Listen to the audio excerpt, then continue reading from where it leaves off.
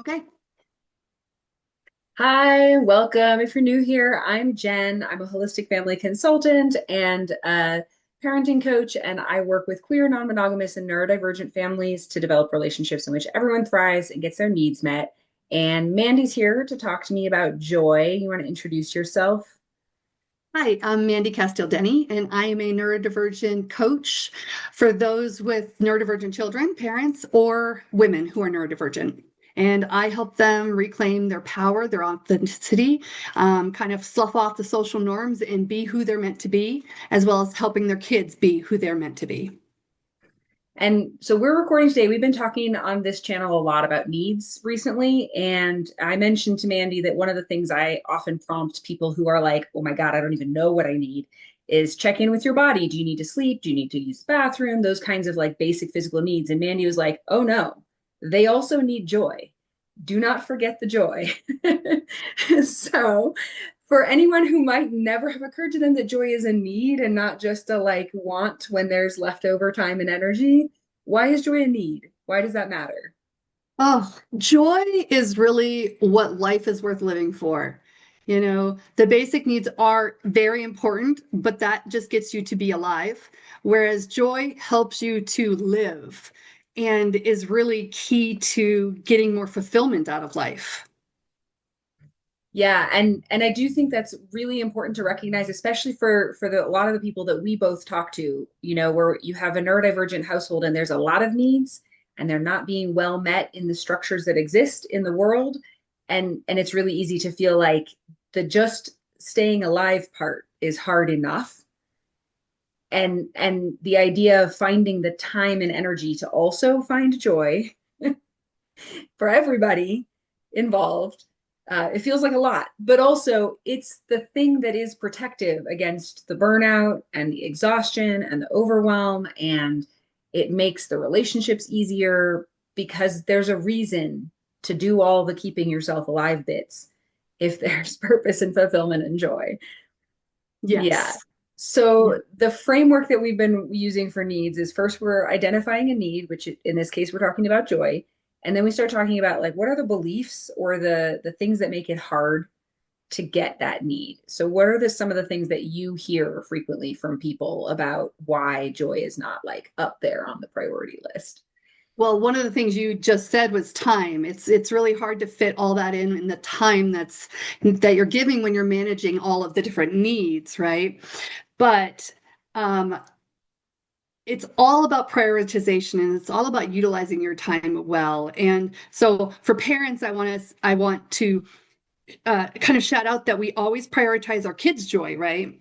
And that yes, we want to provide them with different experiences where they're happy and excited and learning and growing. But then could we also have the parents having joy and being excited and learning while their kid is also doing those things? So could you do something that brings you both joy? Because then in that time that you have that you're giving to them, you also give to yourself. So time is one of the big limiting beliefs. The other one is that it's not important. It's not important at all. Where again, we look at our kids to see what is really important. And if joy is important to them, then it should be to the parent as well and for the parent. Yeah, and I really hear there, the idea of like there's not enough time. Something's got to go. And the Yeah. joy is not necessary. That's the idea a lot of us have been socialized with. The joy is a luxury, an Yeah. extra. And so it's the thing that gets cut when there's Yes. not enough time and energy. And Yeah. I think also along with that is that some people think that joy costs more money or is way more involved. I think a lot of people think of, well, I have to go get a massage or I have to go do something and you have to seek something out, where that's not really the case. Joy comes from within.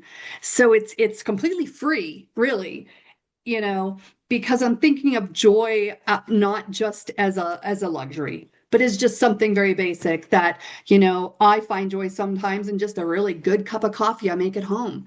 Like it does not have to be something huge and big and over the top. Joy can be in those small things.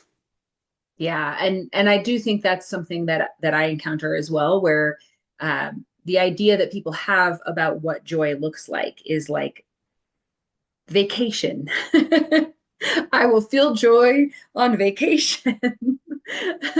Or Which things is that funny. I feel similarly more take, stressed on vacation. I don't know. I find it right? hard. Or they plan something that they think, oh, this is going to be joyful for me, but then because neurodivergent child is like, this is overstimulating, or my routine is disrupted, or there's no food I like here, then the parent is like, I'm supposed to be feeling joy right now, and I'm actually feeling frustration and conflict. Oh my gosh, I'm having so many flashbacks right there. Of yes, when my kids were little, of yes, we're gonna go have a beautiful lunch. Oh gosh, no, it was the worst thing ever. And I was like, that sucked so bad. So you're right, redefining what joy looks like. And Be- also another piece that tacks onto that is that then because that big thing didn't work the way it was planned, then sometimes people have the belief of like, oh, I can only get joy if my kid is not around. yes. And if I don't have willing grandparents or a babysitter or whatever, then I just can't do that. It That's a can't be good part of my one. life. That is, yeah, that's a really good one. And that's where, we can talk about like the problem solving of that, on how do you overcome that? Because yes, there were times where I don't think anybody babysat or watched our kids for like 10 years, you know, and yet we did find spots for joy. It was limited because when you're in the trenches, but we did, and we found things that worked for our entire family. And Yeah. that is, I think, the key, which is very challenging with all the different needs of every person. But it can be done. It can. Yeah. And so that nicely segues us into our next piece, which is we've invested after we investigate the beliefs, then we look at the skills. And so what skills, and obviously this depends on the person, but what skills do you find are particularly helpful for being able to find more joy? So like for example, one of the things that I see and one of the things I've gotten as feedback from a number of people is they didn't realize that play was a skill. and and play is one of those things, it's like you know how to do it when you're a child. And a lot of us have forgotten, but it's a skill. And like any skill, it can be learned and practiced. And you don't have to be good at play in order to practice play. And the better you get at play, the more joy you'll find because that's what play is. I love that. I really love that. Yes, play is definitely a key. That can be challenging when you're managing your kids. You're trying, and I found playing with my kids on their level, doing something they enjoy and seeing their faces or just how they're acting, their body language, and knowing they're so into it is play. You know, and can bring me joy because I'm like, oh my God, my kid is loving this right now. It's so awesome. Because like what you love when they are in that place for themselves. The other skill I feel like is really important is also curiosity and a sense of wonder. That if you are genuinely curious about things and really wonder at things, it can kind of bring in a sense of play of like, oh, what would happen if this happens? And for me, a big one is, oh, what does that flower smell like? I'm going to stop and smell the flower. Or what will this, touch feel like? It's kind of a very sensory type of thing, of when you get curious about things. And because your kids are always very curious. And kind of that's what allows them to be able to play. And so I think that's a really big skill to learn is being curious. Yeah, it is. And, for a lot of our neurodivergent parents who might watch, like their curiosity showed up for a lot of them. This is not universal, of course, but for a lot of neurodivergent folks, the curiosity shows up as like a really singular interest, at least for a period of time. And Yes. that's not always valued in our society. It's not valued in school where they want you to switch topics every 45 minutes. It's often not valued by parents who are really tired of hearing about the one thing if it's not a shared special interest. So for a lot of people, they may have learned that that was a bad thing. And so the invitation to reignite that and allow it and learn how to, it's like when in a movie when somebody discovers they have a superpower and like before they get the hang of using it, they're like laser eyeing buildings and knocking them down, right? And then once they get the hang of it, they can like use it for good. And special interests are like that, where when you don't have practice at like existing and living your life and also having a special interest, it can be all consuming to the detriment of your ability to like feed yourself. But learning how to use that superpower and how to coexist with that can make it become a thing that both creates a lot of joy and also gives an enormous amount of meaning to your life and is so beneficial to the whole world. I mean, we wouldn't have half of what we have in the world if it weren't for special interests. Very, very true. And I loved your image of the superhero, laserizing buildings. I love that because I'm like, I feel almost like that's how parenting is when you're starting out. You're just trying to figure things out, because ultimately your superpower will be being a parent. Ultimately that does what ends up coming out when you fight for your kid and you really go all in on them, right? And one of the things I remember, my oldest actually had a huge interest in the Titanic. Everything about the Titanic, only draw the Titanic, only would talk about the Titanic, knew everything about it. But as parents, we became really curious about how we could feed that special interest. And we would talk to teachers on, hey, I know they don't want to write. Well, could you just tweak it so it's about the Titanic? Um, and it worked. Okay, school not as much, but at home we really did everything around that. And we as parents brought our curiosity about what more could we throw out there, like what more is available for them for that. And I think that helped both, us staying that curious so that we had some joy in that. And for a child, of course, in doing that as well. And so, yeah, it's a fine line that you end up having to walk between that. You described it really well.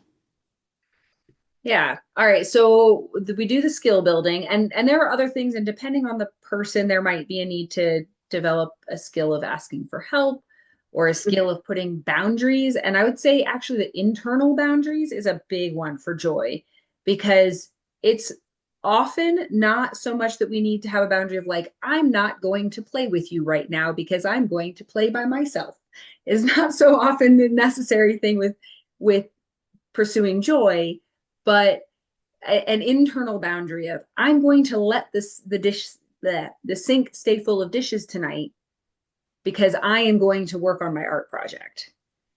Or I am going to, not make plans with somebody Saturday afternoon so that I have a block of time that I can do whatever thing that brings me joy. Whatever needs to happen for it to be a priority, a lot of that is internal boundaries of making the boundary with yourself of I am not going to do this thing that I think I'm supposed to or I have been told is productive Oh, or I feel that really heavily in how I used to be about the cleanliness of my house and the organization of my house.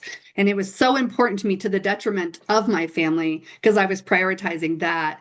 And when I finally let that go, and I'm like, society says that my house has to look this way, but that's not serving my family.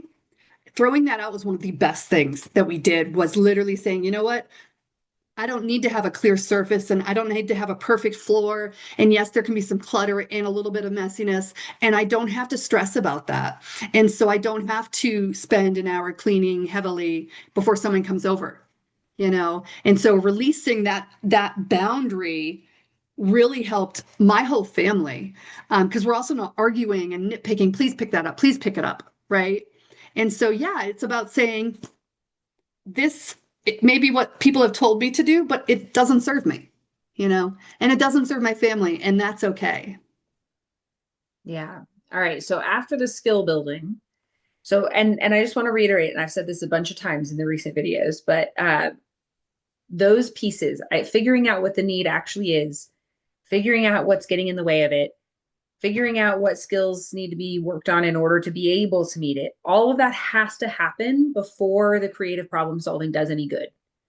Because if somebody just comes in and says, oh, just do this, like we've all had that experience, right? Where somebody comes in and says, oh, just do this. And you're like, that's no. And maybe it's even a perfectly valid, useful tip, right? Like what you just said, oh, just don't clean. Right. And I'm sure you can imagine when you were deep in the like, my house must be clean. If somebody had just come over and said, don't clean, you would have been like, excuse me, but I have to, right? Yes. Because the unpacking that has to happen before the solution can do you any good. It took me years. Yes. Someone told me that, and it literally took me years before I could implement it. Right. Yeah. Yeah. So it's less at this point, like if you're still wading through all of that, you might not be ready for the solutions. So maybe come back after some of that. But what are some of the things that you think about when you're helping somebody find a solution that's going to work uniquely for them and their family to find joy? And obviously the exact solution is going to depend on like what brings them joy and who is their family and all of those kinds of things. So like what are some of the ways you think about that?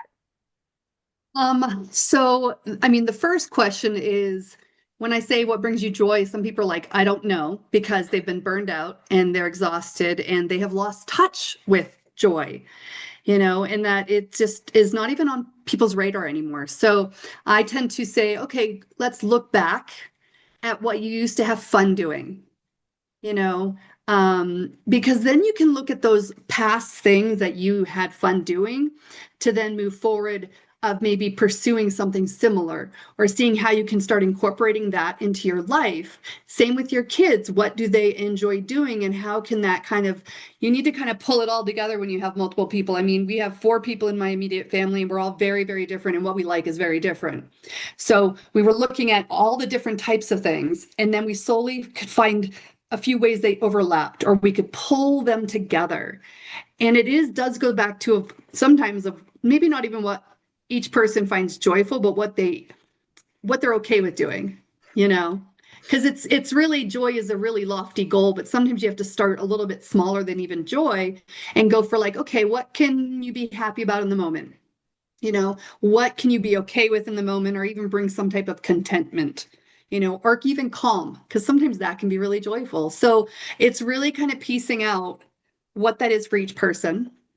And then how can you kind of pull them together on that, you know?